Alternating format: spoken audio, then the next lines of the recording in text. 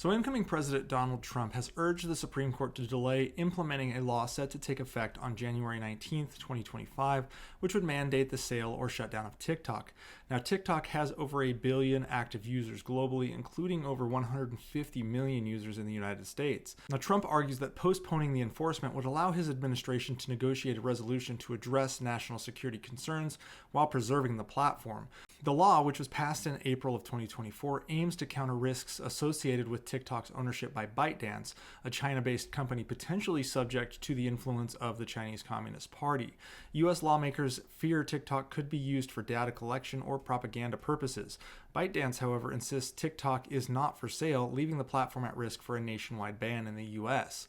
TikTok's legal battle began shortly after the law's passage. Now, the company challenged the law in court, claiming these restrictions violate First Amendment rights by suppressing free speech for its American users. However, an appeals court upheld the law, citing compelling national security concerns.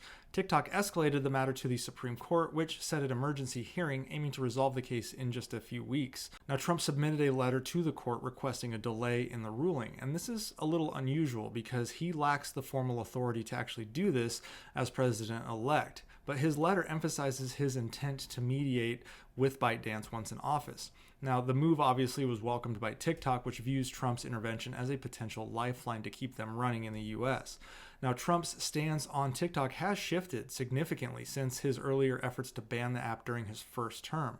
The reason he has changed his mind stems from two reasons. The first of which is he had a large amount of support come from TikTok in his election. The second comes from a powerful lobbying group, including those by hedge fund manager Jeff Yass. Now, Yass's firm, Susquehanna International Group, holds a $30 billion stake in ByteDance.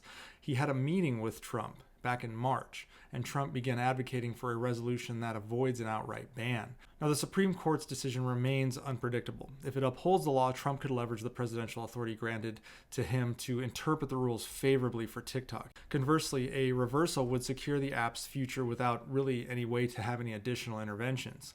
Either way, Trump's forthcoming administration is positioned to play a critical role in determining TikTok's fate. We'll just have to see if he will make any difference before the Supreme Court ruling or if he will have to wait until the 20th when he takes office.